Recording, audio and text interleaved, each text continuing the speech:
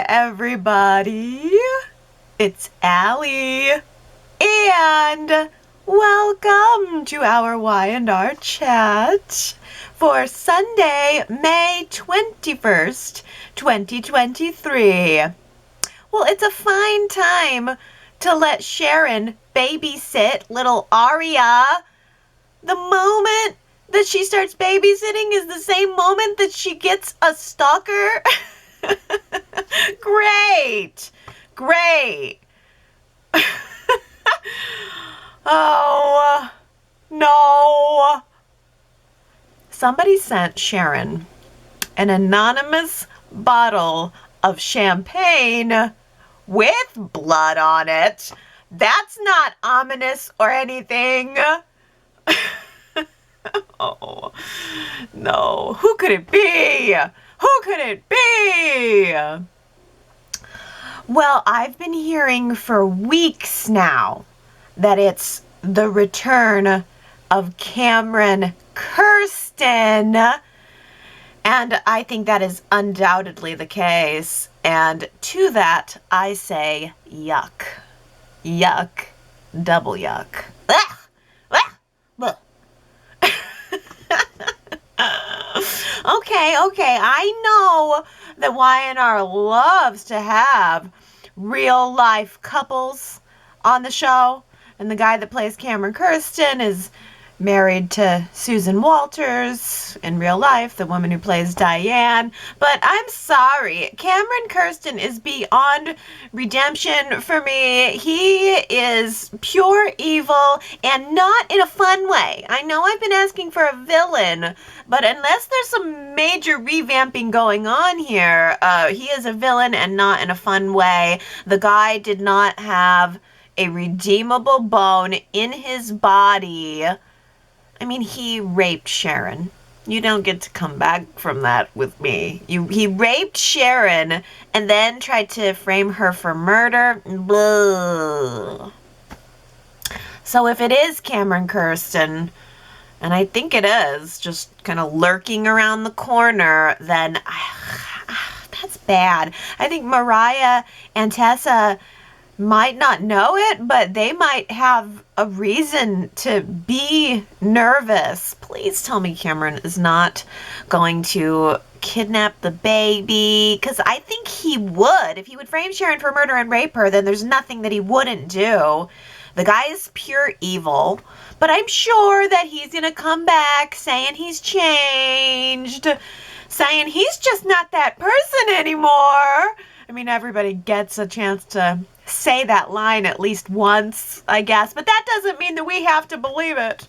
I'm concerned. Oh, especially because I just get a bad feeling this is going to connect in with Mariah and Tessa, and they're so happy right now. Well, Mariah and Tessa had a little bit of a hard time this week letting go and just relaxing. You know, they had a date night that was planned, but then when it came time to go on the date, they start getting very nervous. They don't want to part with their little bundle of bread, and who would? I mean, she's so crusty and soft and delicious, and they just want to gobble her up all the time. Make a PB&J out of Aria. But they were able to overcome their fears. They went to the Athletic Club for a formal dinner in a formal restaurant for a formal date. It's a formal restaurant where they have leather menus. Leather menus, and the tables are already set when you get there. I mean, you know it's fancy if you get to the restaurant and the plates and glasses are already on the table. High class. Like the Colonnade Room used to be. I don't know, the whole formal dinner thing didn't seem very Mariah and Tessa. But then again, I think Mariah and Tessa don't exactly know who Mariah and Tessa are anymore. Parenting is a big change. And whereas Mariah and Tessa maybe would have in the past gone clubbing, they would have gone to the glam club or something. But now they have this larger purpose that is anchoring them closer to home. So no booze, just club sodas, just in case there is an Aria emergency. I can relate to that. I mean, priorities change when you become a parent. And then they change again when your little birdies fly away from the nest. And that's something that Sharon had mentioned this week, too. She said that Faith hadn't called her in 2 whole days. It's been more than 2 days. I hope Cameron Kirsten didn't get to her, because it's been more than 2 days since we've heard from her. It's been more like 2 months. And whatever happened to Moses after he got eaten by that lion and wasn't able to make it to Phyllis's funeral? I don't know. Well, Mariah and Tessa were able to save the evening and bounce right back with some hot hotel sex. With candles. Oh yeah, that's right. With candles. We cannot skimp on the romance. We've got 2 whole hours before we have to go back to changing diapers. Baby, light some candles. Why not? Well, I thought it was a pretty good love scene. Maybe a little more intimate than the previous love scenes they've had. I thought both girls looked beautiful in their beautiful, beautiful bras. I didn't know which bra was more beautiful. Which one should I look at? They're both so beautiful. Usually, we only have 1 beautiful bra per scene. But the bonus is, with Mariah and Tessa, we get 2 beautiful bras. 2 beautiful bras before the girls and everyone really gets tucked into their white chest level after bed sex sheets. Now let's compare Victoria and Nate's sex scene to Mariah and Tessa's, because they were both apparently happening at the same time at the Athletic Club. The Athletic Club members were getting their workouts in that night. I think the whole place must have been shaken with all the sex that was going on. Nate rocked Victoria's world even harder than Lester was rocking that piano downstairs in the jazz lounge. Mariah and Tessa had candles and commitment, but Nate and Victoria had unabashed boning down. Just going at it.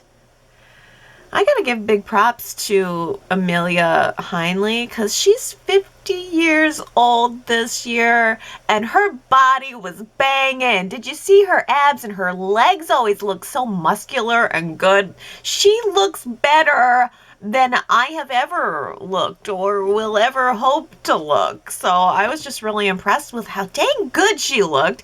And you know how I feel about Nate. I mean, he's obviously gorgeous, and I did have to go. I went back and watched that scene a couple times just so that I could get the right screen. It was hard to get the screen cap that would really perfectly capture that. So I did, in truth, go back about 5-6 times. Just to make sure that I got it correct. I didn't want to let any of you down. And they both looked so good. How old is Sean Dominic? Because I looked that up and there was 0 information on it. Had like his birthday's August 19th, which I'll be sure to write on my calendar, but didn't say anything about the year. So I have no clue how old he is. He looks like he could be in his 30s, but he's probably like 28. Ugh, what a gift. What a gift. Y&R has given me the gift of a nuanced Nate, and I accept. It is the gift that has kept on giving. I mean, Nate is now hungry man. He is hungry. for love, for sex, for power, for more power. I mean, what else more could I ask for from my soap opera? This is exactly the type of scenario that I am looking for. I know not everybody is loving this one as much as me, but this is mine, so give it to me. I work hard here at Y&R Chat. Give me this. And I'm all for it. I think it's so interesting. And it doesn't color my opinion of Nate. I mean, as a guy, yeah, but as a character, no, he's become more interesting to me. Victoria has all of this power, and Nate and Audra are sort of circling around underneath her, hoping to catch a few of her crumbs.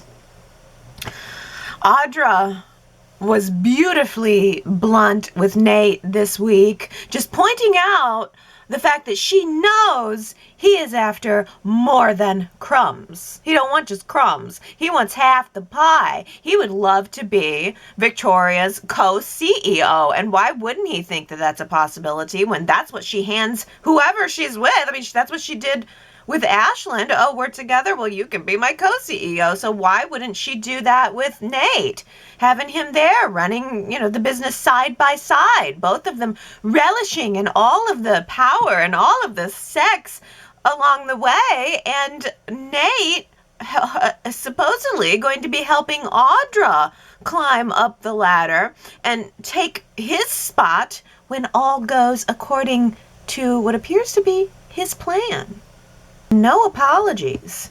Nate appears to know what he wants, and he seems to be happy to have maybe a little bit of a co-conspirator. I guess game recognizes game.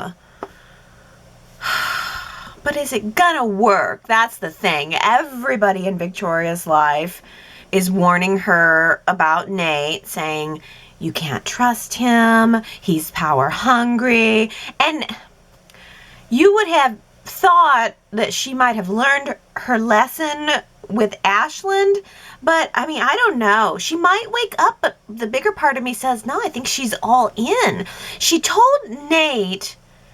she told Nick that Nate makes her feel good, that Nate makes her feel respected.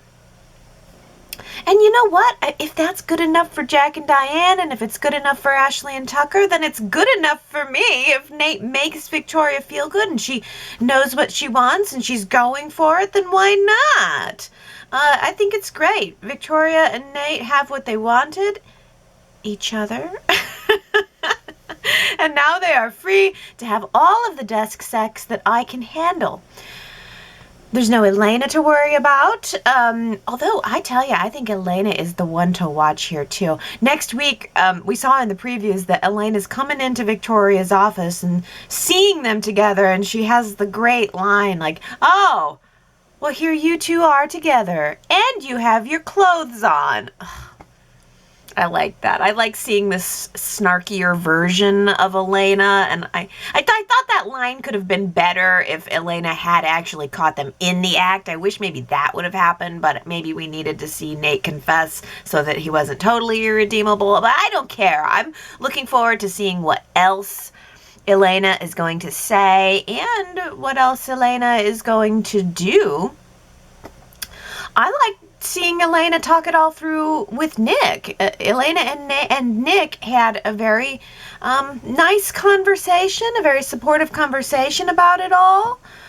They seemed relaxed with each other. I thought Nick gave her some good advice. And I did laugh when Elena said, okay, well, if you feel so bad about it, then maybe you could pay my hotel bill.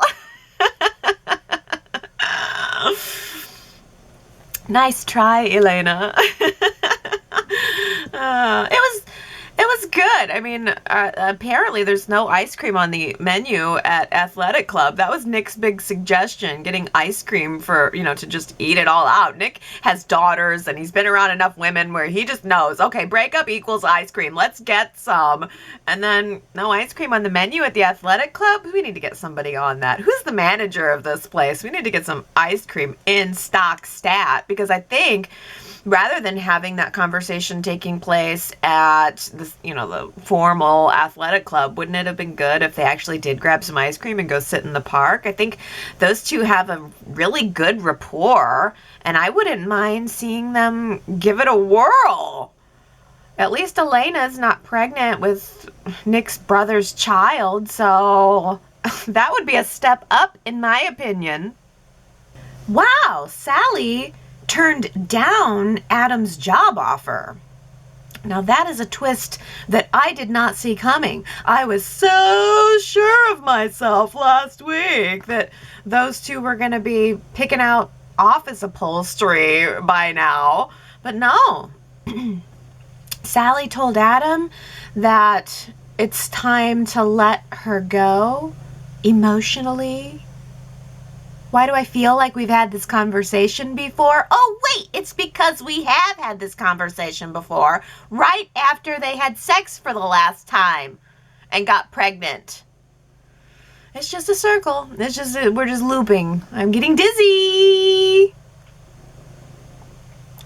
When Sally got home to the hotel, that is, Nick had ordered up some room service for her so that he could give her his grand declaration of love, which I don't think Sally returned. I don't think Sally said I love you back, did she? I mean, they had sex and they had dinner, but I don't remember hearing her say I love you back.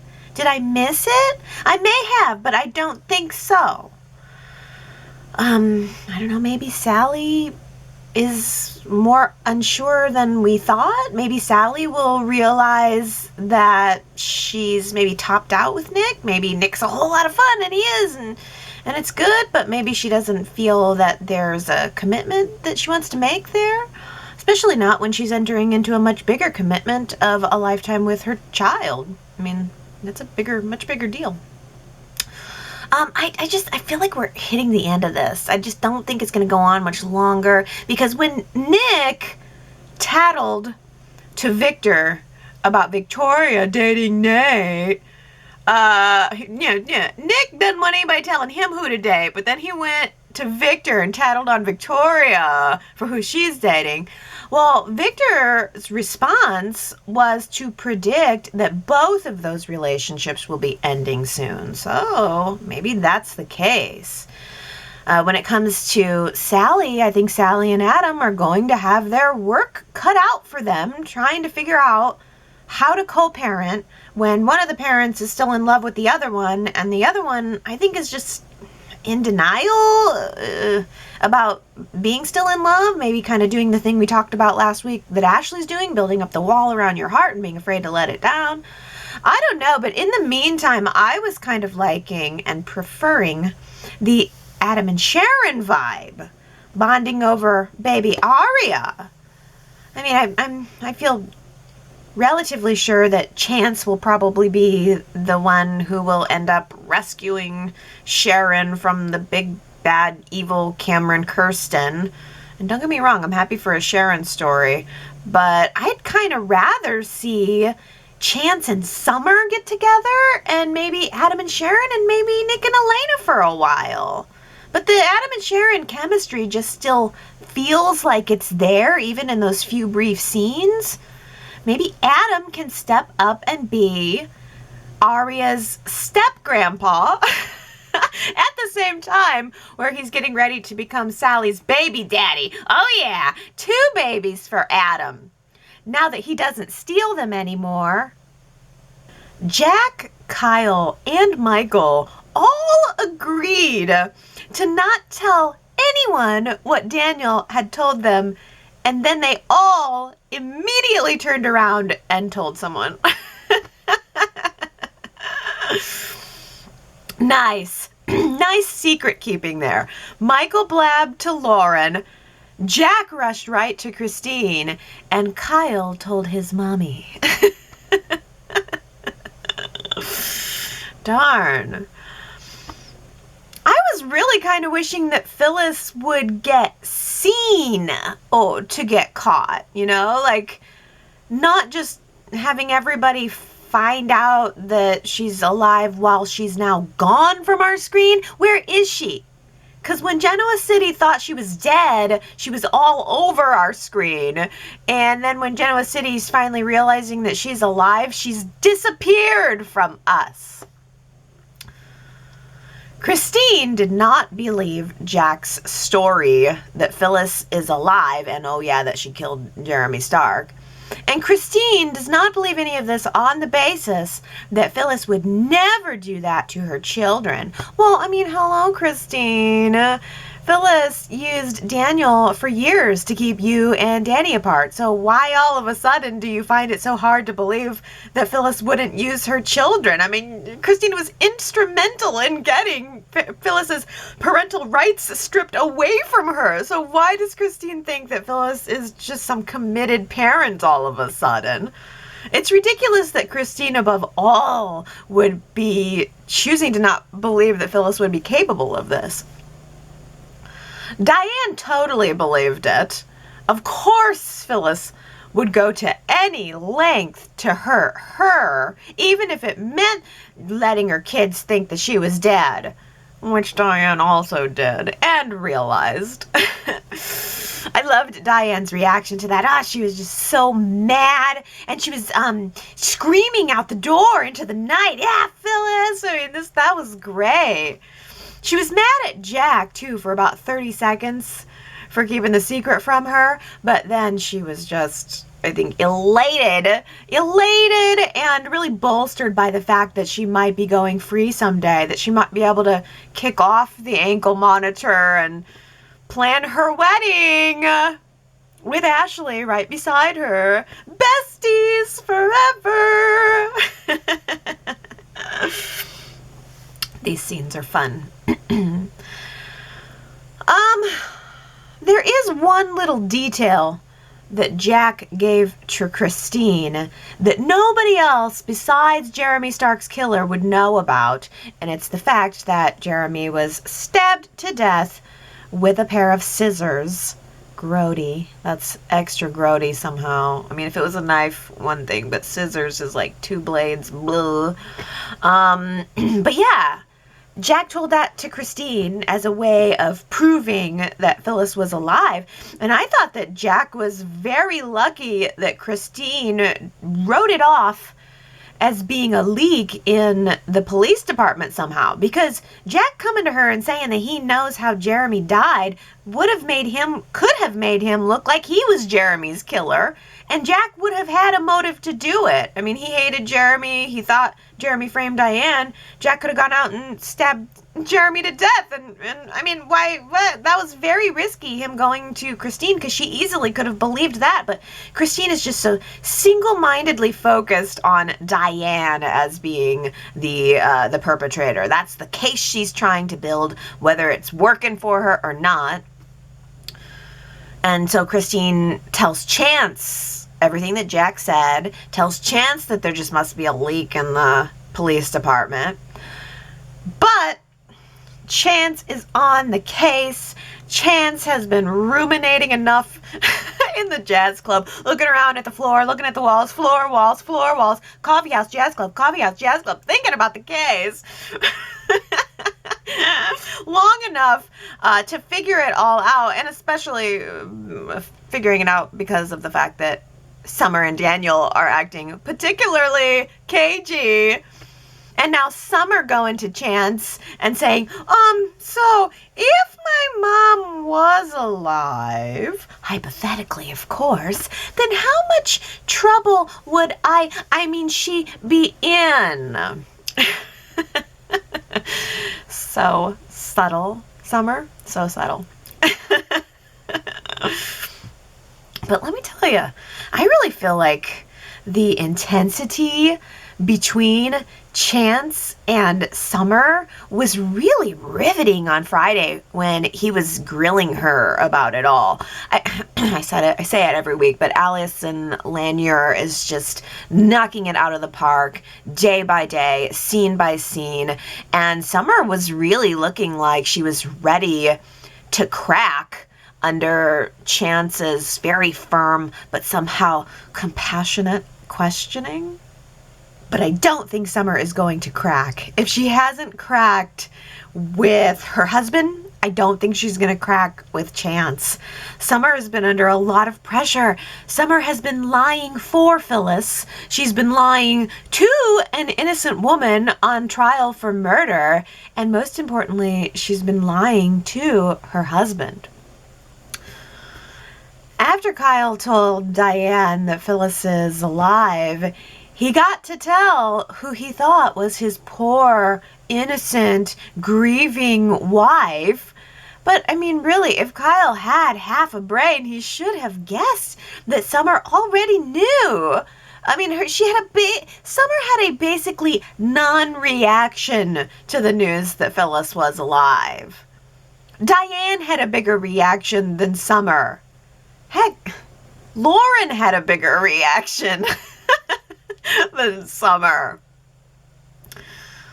But this has been great. I think it's been so tense watching Summer skirt the truth around, with her husband over all of this. It's been great watching Kyle be so sweet and so supportive, and yet holding his tongue about how mad he is that Phyllis would do this to his mother, and also try to pull himself back from all of the I told you so's that he would love to give to Summer. I mean, and that's only going to go for so long. Just imagine how all of that's going to backlash when he finds out that she knew. I can't wait for that.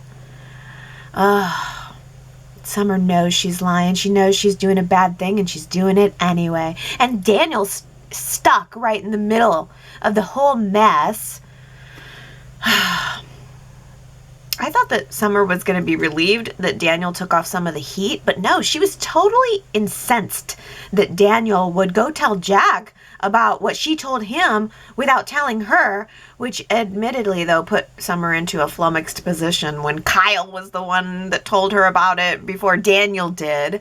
But Daniel's done playing games. If Summer wanted to handle all of this on her own, then she could have done that without telling Daniel.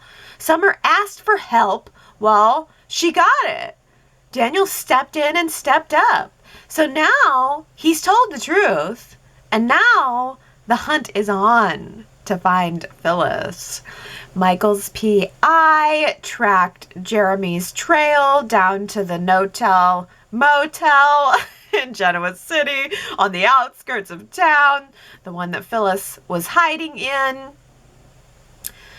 And Jack and Kyle rushed right over to the hotel to play Master Detective. Oh yes, Jack has streamed all of the episodes of CSI on Paramount Plus, and he was ready to bag some evidence. I tell you, I got so much delight just from watching Jack and Kyle putting on their "I'm not evidence tampering with evidence" gloves. And then Jack pulled out like a whole carton of Glad bags just in case they found something, which they did. Way down deep in the bathtub drain, Jack was able to fish out a gunky hunk of red hair. Gross. A gunky hunk of red hair. And Jack then was able to pay a premium to get those hairs DNA tested to match to Summer's hairs to prove that Phyllis was alive. Luckily, Summer left a hairbrush in Kyle's car so that Kyle and Jack could do the DNA test without Summer knowing. I love that image, by the way. Of course, Summer brushed her hair in Kyle's car and then tossed the hairbrush back into the back seat of his car like the brat that she is. And somehow, quietly, in the background, in an understated way, Billy is the calm center of the Abbott family. Keeping the company yacht safely in harbor. No gambling away the company assets. Just keeping the ship nice and righted and supporting Chelsea in her new business venture and finding a new value in their life together. Oh, when did Billy become such an anchor? I mean, I think it's great. It's a fast turnaround, but I think it's great. Jason Thompson, he's so great. He's playing Billy with maybe a new confidence. Maybe he's sanding off some of those rough edges a bit more. But next week, Billy is going to give Jack a heads up that Ashley is planning a coup, which I really hope she is. I want to see Ashley and Tucker and Diane and Jack rivaling and feuding and getting up under everybody's skin, not just at home in the Abbott house, but at Jabot too. That is a recipe for my entertainment. I really just can't understate how wonderful it is to have Eileen Davidson on the show this often. She just seems to be having so much fun with the Tucker and Ashley relationship, and I think that really translates onto the screen. I think it's really going over well with the fans too. I've had and seen and read a lot of positive comments about Tucker and Ashley and their relationship. It almost seems like Tucker is trying to sand off some of his own rough edges too, and in doing that, I think he's doing the same thing for Ashley. I think she's getting smoothed out a little bit.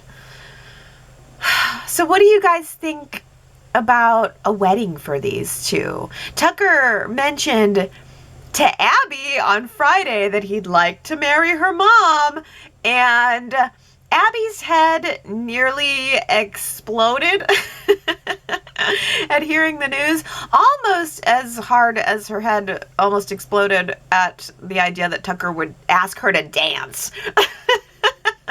Thank you, Y&R. Nobody ever dances anymore, and awkward dancing is even better. That was just a fun scene. Abby did not like the idea that Tucker would be her stepdad again, but I don't think that Ashley is fully wanting that either. I sort of think that the engagement idea is all part of the foreplay for them. Like, Tucker was trying to fish for ideas for what type of proposal Ashley might want, and Ashley did her whole classic reserved, I'm gonna be resistant to the idea thing, but then she admitted that she would like to have a low-key surprise proposal. So it's always no, yes. Oh, and therein lies the magic. So do you guys think that a Tucker-Ashley wedding is coming? Do you want it to come? Do you want Tucker and Ashley to be married in 2023? Or do you want them to keep dating? Or do you want them to break up? Is this the part where we do the pretending? That was last week's Who Said It quote. So many people guessed that it was Connor. It was just such a Connor moment. Billy and Chelsea and Johnny and Connor are all sitting at the table trying to have a nice family moment. Everybody's laughing, and sometimes it is uncomfortable with families and you're just sort of yucking it up to try to make everyone comfortable, and Connor just looked at him deadpan and said, "Is this the part where we do the pretending?" Everybody got that. So congratulations, Henry, Nina D, Nancy, Gary, Jamie, T. Nicole, David D, Erica H, Ellen M, Brittany, Daisy, Ellen, Tommy, Francie, good old Marky, Kamna, and Victoria. You guys all guessed that one correctly. How about this? I just like it. I don't know, I just like it. I generally get what I want. Generally. I generally get what I want. Who said it? If you think you know, you should go to yrchat.com. There you can leave your guess in the little box, and if you get it right, then next week I will come back and I will give you your shout out on our very next Y&R Chat. Okay, let's crack this chatterbox, starting with Sharon, who says, "Say what now? These writers managed to be aware of what happened 20-some years ago with Diane, Jack, Phyllis, and Christine, but they couldn't bother to address something specific from a year ago or correct from a few weeks ago. This was not the first time that Mariah had been away from Aria. It's her third time, and technically Aria was away from Tessa one time. So this big to-do about them being on a date night, what a waste of the actor's talent and screen time, and no mention of their anniversary. This makes no sense. Wait, what? So it's Mariah and Tessa's 1-year anniversary? And why? I didn't even know that. Aw, Y&R maybe could have done a montage or something. Yeah, I mean, but I guess I could connect to the idea that maybe, what was it? Could it have been they're both first babysitting, they're both being away. I don't know, I guess I could kind of connect with the idea of like, oh, who am I outside of the fact that I'm a parent now? Something about that resonated with me. But not to mention their anniversary is a little bit puzzling. Ellen says, give them some real dialogue with some plot points involved. Their scenes were just filler. They deserve story. Oh yes, yeah, I guess maybe my expectations were lower or something. But we're definitely in Fluff Town. No doubt about it. Mariah and Tessa are definitely in Fluff Town. And it's, it's the same with like Michael and Lauren. They come on screen and it's like, okay, well it's fluff, but it's at least nice fluff. But maybe Sharon's story will connect back in with Mariah and Tessa and give them something more substantive to do. Astra says, are they really bringing Cameron back? Didn't Sharon and Nikki kill him and throw him in a sewer or something? Oh, well, that is a great question, and guess who has the answer for us? It's Daisy. Thank you, Daisy, for this that is to follow.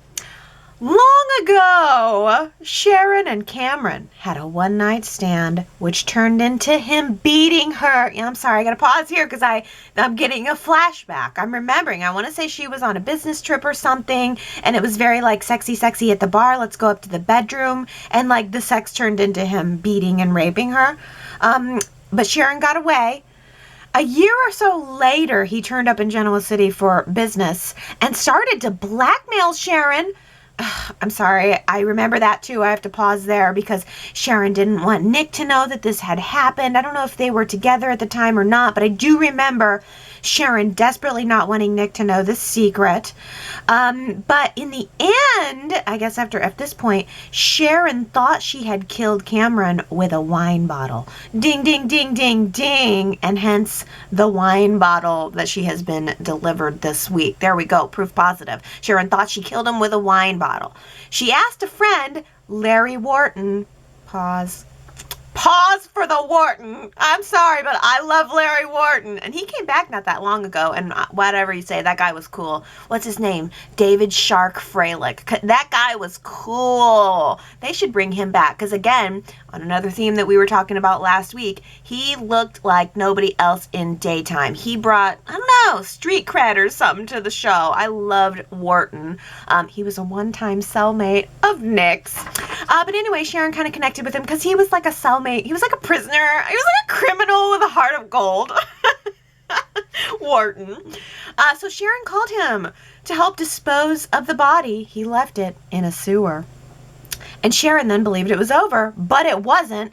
Sharon's friend, Grace Turner, had helped Cameron fake his death. They killed Frank Barrett, who's Cassie and Mariah's biological father, and put his body in the sewer in Cameron's stead. At some point later, Nick and Sharon stopped Cameron from hurting Sharon. They were able to hold him until the police came and arrested him. He supposedly went to prison, but before turning Cameron over while walking to an area they could call for help, Sharon and Nick were cruel to Cameron, something he'd likely remember. Maybe Cameron got out of prison and sent the bottle at the beginning of his revenge plan. But also, maybe it was Grace Turner who sent the bottle. She may blame Sharon for her unhappy life and wants to hurt her. But then again, maybe Larry Wharton sent the bottle as a warning to Sharon. And later he'll claim Sharon's secret will be revealed unless he gets a payout. Sharon may have to prepare for the truth, though, that she is a target and she and her family are likely in danger. Again, Daisy, thank you. There was a lot of people asking, well, who is Cameron Kirsten this week? And I was not going to copy paste the whole wiki. So you have given it to me here concisely. And yeah, I do kind of remember he went to prison. Sharon and Nick were walking him, like they were out in the middle of nowhere. They were walking him down the road and they were like kicking him. Or I just kind of remember them being cruel to him. So he was defeated and they were not nice about it. And you're right, he would certainly have a reason for revenge. But there are, as you say, other characters who were connected around that story who might also possibly play a role. Either way, as you say, Sharon's in danger and possibly her family too. Victoria says, well, this will prompt Nick to go into protector mode. And while Nick protects Sharon, maybe Sally will get disillusioned and turn to Adam for comfort. That's possible, yeah. I guess I assumed it would be Chance. You know, Chance going into protector mode. He's the cop. He's her current love interest, or so it seems. But yeah, I'm sure someone will have to sweep into the rescue. We'll see. I wasn't expecting there to be 2 episodes of it. We saw the first little hint of it on Thursday's show, and then we came back on Friday with another from the patio shot, and so that was surprising. But I wonder if that will be revealed next week. New topic, Victoria also says, Billy has a gift of listening and helping others. He needs to rush right out and get his license the quick Y&R way. Imagine him, soprano-style, counseling Genoa City's finest and baddest. Soprano style, I like that. Naomi says, I agree. Billy is a much better listener. He really listens and then offers his advice or sums up a situation in a concise way. Sharon is particularly listening, but also running textbook learnings through her mind. She learned how to become a counselor, but Billy is a counselor, and therein lies the difference. Yeah, you know, Billy, I love Billy, I do, because there is a lot of nuance to his character, because he's someone who you just know, you could call Billy Abbott at 3 in the morning, and he would probably be right there for you, but at the same time, he's frustrating, because he's also the guy that's probably more likely to call upon the friendship needing the help at 3 in the morning. Henry says, yes, there are some things you just can't teach, and Billy has it. He never forgets that most of his problems have been of his own making, and he seems to operate from that perspective when it comes to being there for Chelsea. Yeah, I do think Billy, although he is the perpetual screw-up, he is self-aware about it. And when it comes to Chelsea, Henry also says, I'm glad that the storyline still seems to revisit the seriousness of suicide. Billy comes across as really being compassionate and understanding. Chelsea is so fortunate to have him in her corner. He truly is listening and understanding. When she reflected back on how she felt on that ledge that night, it was really so moving. I think that was when Billy was really in the moment with her and then just suggested, it's a beautiful night. Would you like to go for a walk with me? A simple but powerful gesture to once again talk her off the ledge, if you will. 2 great actors. Yes, and Henry, that is one great comment. I am really glad, by the way, that Chelsea is doing well. It's not riveting to me, but it's low-key nice. Those scenes were low-key nice. Subtle. Diana says, I really like Chelsea's hair lately. The color is very pretty, and the style suits her very well. She looks very good. Yeah, you know, I was noticing that too. She does seem to have a new hairstyle. She's looking good. And yeah, Melissa Claire Egan's pregnant, right? So maybe she's also got that pregnancy glow. T. Nicole says, oh, I know it's because of Y&R only having room for so many sets, and I'm happy that we got to see the GCAC again, but are we to assume that Sally moved from the Grand Phoenix to another hotel room in the Athletic Club? Maybe Sally can move into the penthouse where Nate and Elena live together. Yeah, I remember Sally saying that, or somebody said that the Grand Phoenix was having renovations. I mean, you know, Chancellor Winters bought it. They're renovating it, and so we're at the Athletic Club for a while. And I, for one, am loving it. It was so good to see that nice big set this week. There's just more room. It feels spacious. It feels like you could have 4 or 5 people in, 4 or 5 sets of scenes in there at the same time. Well, speaking of Elena, Naomi says, I liked the conversation between Nick and Elena very much. Nick loosens his tie after they've had a couple of drinks. Elena helps Nick uncover his feelings for Sally. Apparently, he'd been holding back and didn't admit to himself that he loves her. Then Nick does the flowers and candles surprise that Sally claims no one has ever done for her, but she had candles, flowers, and a lovely meal on the rooftop with Adam, but she conveniently forgot about it. When Sally walked in, it was like Nick was looking at her for the first time. I've been frustrated with Nick, but today's show reminded me of what a great character he is. He told Elena all about his family dynamics, and it was a great conversation. Nick is every guy, just trying to juggle the conflicting interests of parents, girlfriends, children, siblings. He was so self-aware, and his evidence to Elena to just chill, don't drunk dial, don't do anything like that was great advice. And as he mentioned, he has plenty of experience with messy breakups. Yeah, I've always liked Nick, and I don't, blame him for the situation with Sally and Adam whatsoever. These are all Sally's choices. I think Nick's a great guy, and I like him a lot. And I like that you zeroed in on him specifically for that supportive scene with Elena. Oh, well, Ellen has an announcement to make saying, I am pleased to announce that I have legally changed my name to Ellen Adam Brooks Chancellor Newman Winters Abbott Ashby Vanderway Bloodworth Spectra McCall Porter Nguyen, and I am waiting for the courier. Bravo! Bravo! Comment of the week right there. I love it. Gosh, you got everybody. Is there anybody I don't recognize here? No, I think I got them all. Gee, even Sally Spectra. You're taking her last name even. Oh, that's great. Ellen Adam. No, is there Newman? There's a Newman in there. I'm assuming that's Adam. I'm assuming that's from your marriage to Adam. Of course, then again, I mean, you can just change your name to anything you want, really, in this town. What would it be? A world where you couldn't just be who you wanted? So I'll have Nguyen. I'll be Chemo. I'll take Chemo's last name. Fine. 2, me and you both. We'll be Chemo's heirs if Y&R's not going to bring him to the forefront for us. Diana says, I thought it was very cute and amusing when Abby was making fun of Devon using a courier, and she kept repeating it in a delightfully funny way. Yes, it was very cute. Naomi says, I loved that light scene, and Abby was so authentic with her teasing. She lights up Devon, and I'm enjoying them together. They're equally rich, so Abby can tease Devon about what might be delivered to the penthouse. Ooh, a new car? Oh, wait, maybe a yacht.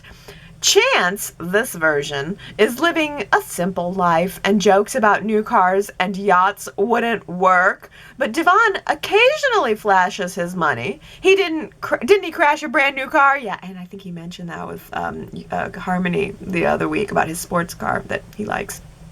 And didn't he jet Hillary around for an evening out? Well, Abby is yet to receive the millionaire boyfriend treatment. Come on, Devon, peel off some bucks from your fat stack of cash. Yeah, Naomi. Yeah, Devon. Let's see your cash. Show us the cash, will ya? Oh, moving on now. Victoria says, neither Phyllis or Diane can see themselves clearly. Diane's first reaction to finding out Phyllis is alive is to lash out at Phyllis's audacity. She, Phyllis, is so hateful and selfish. How could she do this to her family? The kettle is definitely calling the pot black.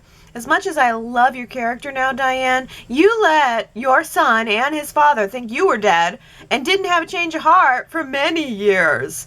True change would have shown sympathy for Summer and Daniel and be overjoyed that your life can go back to normal. You got part of the way there, but you still like to be the victim.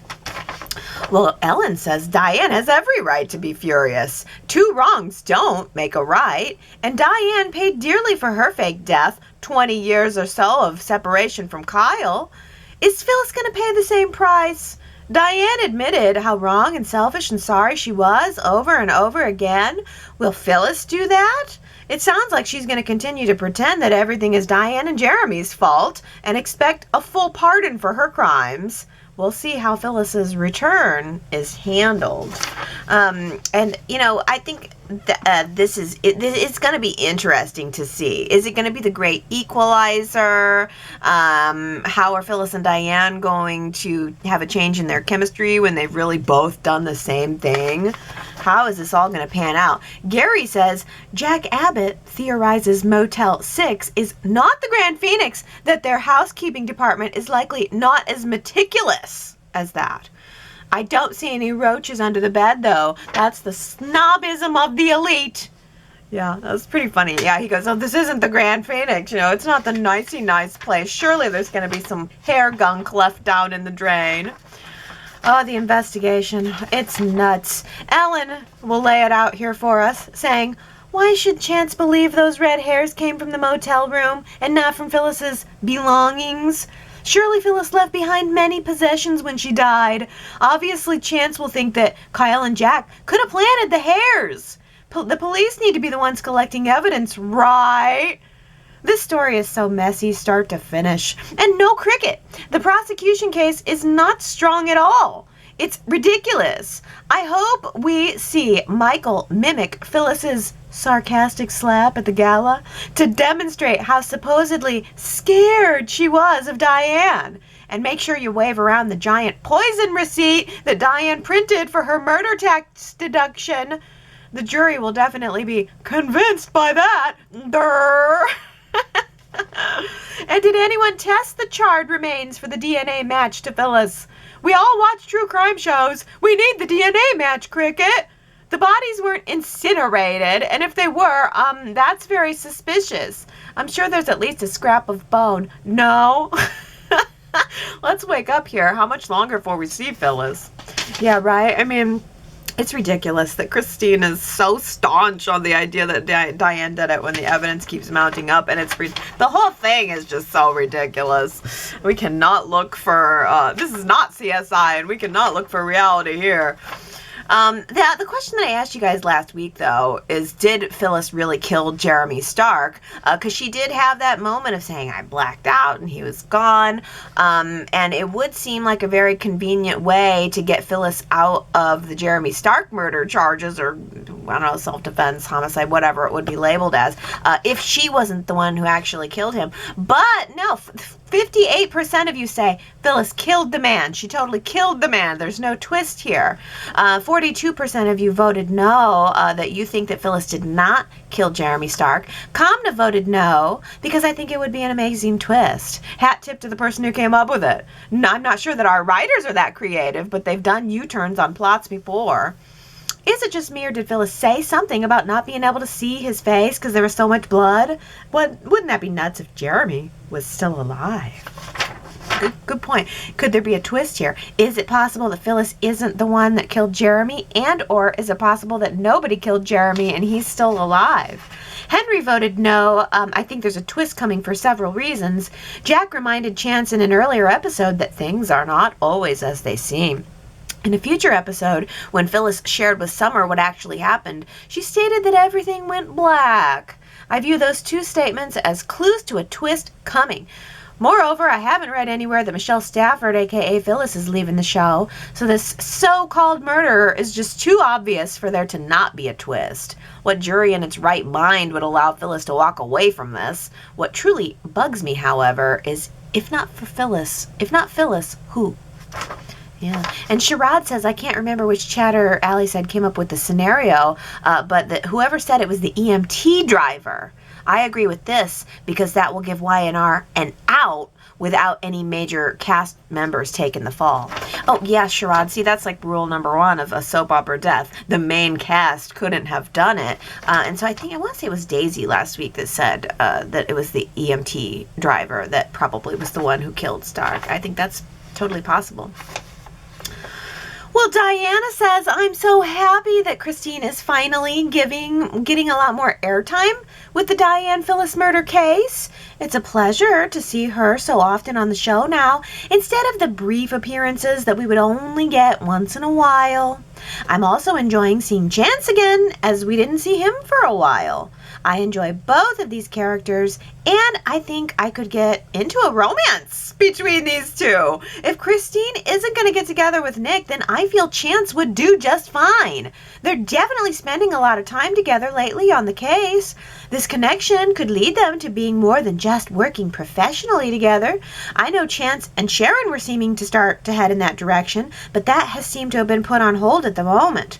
We will have to wait to see who the lucky lady will be. I love the idea, Diana, of Chance and Christine. It's true, and we need to dig in on Christine a little more, maybe once the trial is over. She's been great. Sue W. says, Christine always seems so natural. The actress doesn't resort to the over-the-top histrionics or exaggerated expressions. She is fully present in all of her scenes without chewing the scenery, milking the clever repartee, or distracting with physicality, or as Allie says, hand acting. I really like her character's grounded demeanor. I'm also interested to see how Christine's life moves on without Paul, and maybe with Chance, as you say, Diana. But I also like Summer and Chance too. Yeah, that's true. That's, I think, why Christine and Phyllis made really good rivals. Because, as you say, Christine is so understated. She's not over the top, whereas Phyllis is all over the top all the time. So they made a really interesting balance of rivals to watch. And I agree with you. I think we need to find out more about what Christine's next chapter of her life is going to be. And maybe it will be with a new man in it, like Chance. Oh, Victoria says, I love Diane's offer to have Ashley as her maid of honor. That's hilarious. Diane doesn't miss a step to burn Ashley. So true. And Gary says, are you a stand-up comedian now? The great Diane Jenkins asked Tucker McCall. This is exactly what Y&R has decided that he is to rave reviews. But the one misstep that Diane likes to make is to get cocky and bait people who like to torment her. Turnaround is indeed fair play, but it doesn't feel smart or safe when you're dealing with the vipers who actively have it in for you to make your life worse. Stay cool, breezy, and take it all in with your enemies. And maybe offer nothing more than a smug look across your face as you watch the other people in the room go to bat over you, as Allie suggests. Diane Jenkins, just hold yourself erect and do the Mona Lisa. We both noticed it's like 2 weeks in a row. Now, especially now that Diane knows she's innocent. Oh, she can't help it. She can't help making sure to make little comments. Oh, I can't wait for you to eat that big piece of humble pie when you find out that I didn't do it. Yeah, she can't help it. She does bait them. She is smug. Smug is the word. She smug mugs them. All right, final topic here. Starting with T. Nicole, who says, it'll be such good soap opera TV to watch Nate and Audra team up to screw over Victoria to try to become CEO of Newman Enterprises. Or at least see Victoria catch Nate and Audra sleeping together. Nate is now messy, and in real life his decision making would have my wanting to be far away, but for TV he's here to shake things up big time, and it's fun to watch. Oh, T. Nicole, you make a great comment here that maybe Nate does not want half the pie. Maybe Nate wants all the pie. Maybe he wants to be CEO, not co-CEO, just like Ashlyn. And as you say, in real life, no, but on TV, I'm loving it. but I may be in a minority here. Connie says, while Tucker and Ashley's romance is very natural and believable, Nate and Victoria lack the on-screen chemistry that feels uncomfortable and unnatural. Loving one romance, the other one not so much. And Gary says, yeah, that's true. Ashley and Tucker really upped their game the other day, while Nate and Victoria leave me completely cold. There's nothing there. What? And Sue W says, I see Nate and Victoria as just a hookup, not a romance. I suppose that could change. I think the actors are definitely playing it as somewhat off because of the shameful circumstances surrounding their characters' mad attraction relationship, which always has the unspoken but ever-present reminder of Newman power tainting it as well. All to make for a more contrived and awkward coupling. But if Nate and Victoria truly fall or start falling in love, the actors might nuance their portrayals to then reflect that deeper connection on screen. Although I don't really see anything romantic past madcap fling in the cards. Okay, hold on. I am seeing words such as Nate and Victoria completely cold. I'm seeing uncomfortable, unnatural, somewhat off. I don't know what you guys are watching. What scenes are you guys watching? Now, actually, what I think is that this is a great example of perspective.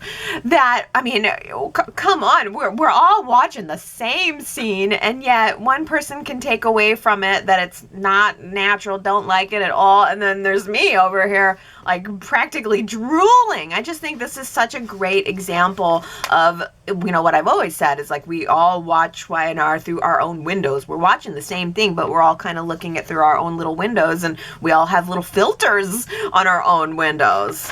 Or to put it more succinctly, one person's trash is another person's yes.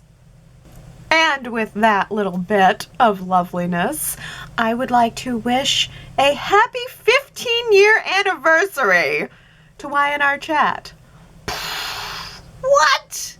15 years of Y&R Chat, you guys. The very first video went up on YouTube on May 26th, 2008. Fast forward to today, May 21st, 2023, and that makes 15 years of chatting about Y&R with Allie. That's crazy. I almost can't believe it. On the 50th year anniversary of Y&R, it's my 15th year anniversary of Y&R Chat, which actually seems to kind of pale in comparison. 50 and 15 are nowhere near each other, but for me, it's a big deal. And hopefully for you too. So happy anniversary, chatters. And on this occasion, I thought maybe a fun poll question for the week would be to ask you guys how many years you have been watching Y&R Chat. Are you part of the original crew from YouTube? Or did you pick it up in maybe around 2010 or 11 when I started the podcast part? Because it started out just on YouTube, and then 2 years later was when I started taking the audio and putting it into podcast form.